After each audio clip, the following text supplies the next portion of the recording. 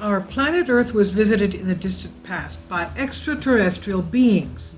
Three ancient texts suggest this. Now, most cultures have myths and legends concerning gods from the sky, one of the cultures being the Native Americans of North America. They call them the Anu. Isn't that strange? The Anu, their friends. Anu, Anunnaki, do they have any type of a correlation? Anyway, these three ancient texts all describe similar stories where beings, possibly misinterpreted as quote-unquote gods, came from the heavens and ruled over the planet for thousands of years. Now we know that the gods of Olympus of ancient Greek, the Greeks, were, of course, supposedly extraterrestrials, Atlanteans, etc., the ETs, and we know that because of the text written by ancient Greeks explaining to us that that's what the gods of Olympus were, the children of these extraterrestrials as well. Now, is it possible that these beings, misunderstood as gods, quote unquote, came to Earth in the distant past and ruled over the planet for thousands of years?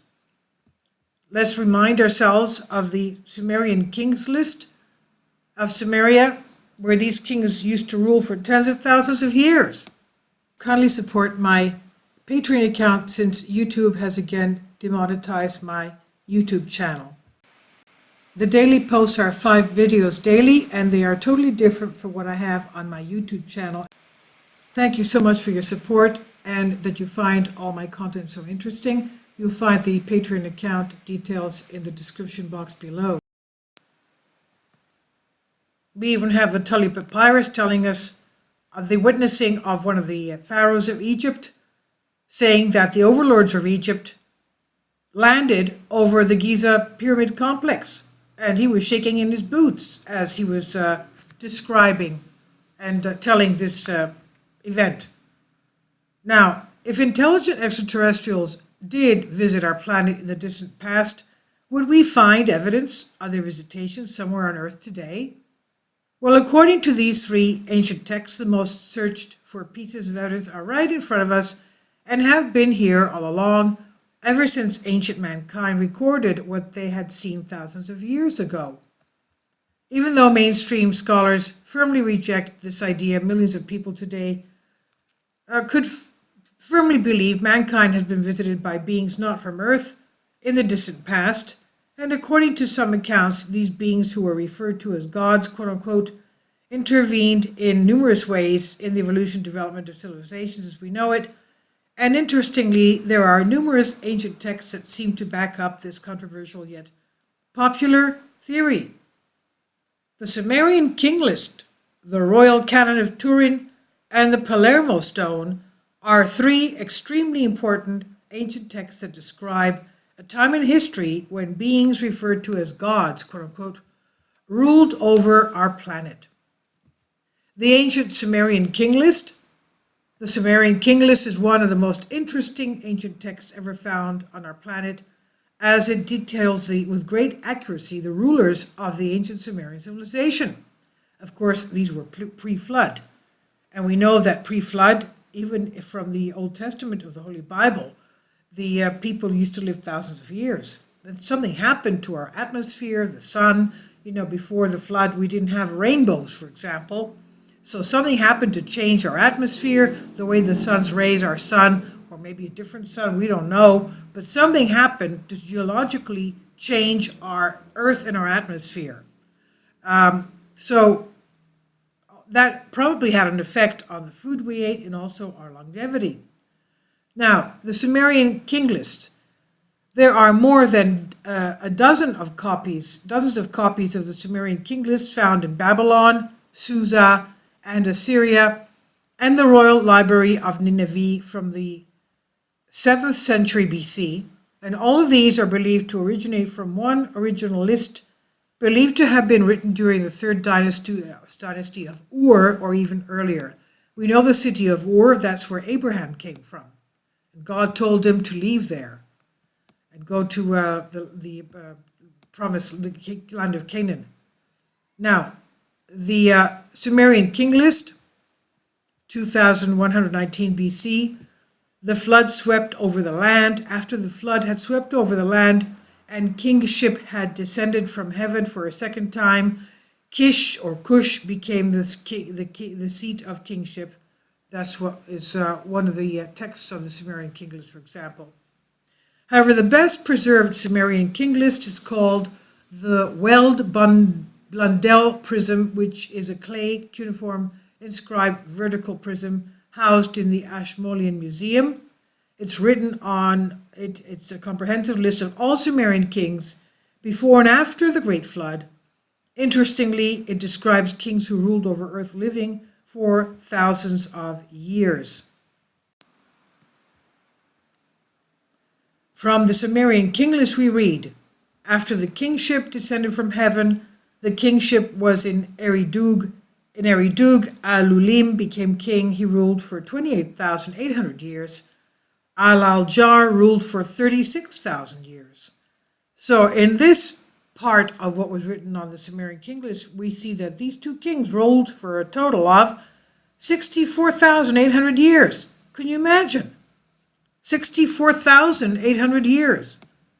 Now, this ancient document describes a time on earth when unknown beings lived for thousands of years, tens of thousands of years, we should say, and ruled over the ancient cities of the region. Researchers have not been able to explain why the unique list blends mythical pre-dynastic rulers with historical rulers who are known to have existed and as such have mixed feelings when it comes to the interpretation of the Sumerian king list. Scholars today have only partially accepted the Sumerian king list, suggesting that the lengthy, implausible reigns described within the Sumerian king list are nothing more than mythology. Now, the Turin Royal Canon, or the Turin king list, but if aliens misinterpreted as gods did in fact rule on earth for thousands of years, wouldn't there be evidence of their existence in different cultures? Well, the ancient Sumerian king list is not the only ancient text that describes how gods ruled over the planet, gods, quote unquote. The Turin Royal Canon is another crucial ancient text that describes the longevous reigns of gods, these quote unquote gods. The Turin Papyrus, referred to by many as the Turin Royal Canon, is an ancient text written in the hieratic language, a cursive form of Egyptian hieroglyphs used especially by the priests. Scholars believe that the original papyrus was a list that included over 300 names detailing precisely the years, months, and days of each reign of the kings that ruled over the lands of ancient Egypt. Interestingly, the part that resembles the Sumerian king list with great accuracy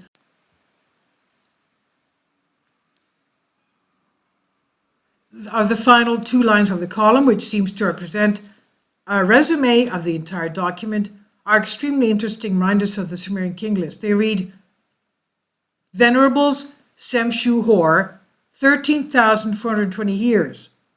Reigns before the Semshu Hor, 23,200 years. So these two in total are 36,620 years. So it's not just the Sumerian king list, it's also this list here, the Turin Code. And next we have the Palermo Stone, also known as the Royal Annals. The Palermo Stone is considered by many as the world's oldest history books. This ancient stone is the most important source for the study of ancient Egyptian history. While the exact date of its creation is still a mystery, as you can see, it's carved on granite, so it's as if it was made yesterday. The ancient stone is the most important source for the study of ancient Egyptian history. While the exact date of its creation is still a mystery, it's believed to have been created sometime in the 5th dynasty. Just as the ancient Sumerian king list and the Turin Royal Canon do, the Palermo Stone lists the mythical pre-dynastic kings of Egypt, followed by the pharaohs of the first 5 dynasties. The Palermo Stone is only half of a huge slab of black diorite, which initially is believed to have measured approximately 6 feet, 7 feet high, 2 meters in length, and around 60 centimeters in height. It's currently displayed at the Museum of Palermo in Italy. The document in hieroglyphic writing accounts for 120 pre-dynastic kings who reigned before the ancient Egyptians officially existed as a civilization. Interestingly, the names of the mysterious gods and demigods appeared in the Egyptian royal genealogies as well. 120 pre-dynastic kings. So as you can see, there are several ancient texts that describe with great accuracy a time when beings, possibly misunderstood as gods, quote unquote, came down from the heavens and ruled over mankind. Moreover, similar accounts of gods, quote unquote, that came down from the heavens can be found in numerous ancient cultures all across the planet. As we said in the beginning, the Native Americans of North America, the Anu, they called them, and they were bearded and they were pale-faced and had beards, which American Indians do not have, as we know. And they gave them the philosophy of life and commandments and taught them various things about their culture. Now, for some reason, mainstream researchers decided to ignore these ancient texts and have put forward their own chronology of ancient Egyptian history and that of other great ancient civilizations. Please leave your comments. Thank you for your support. This was from Bended Reality.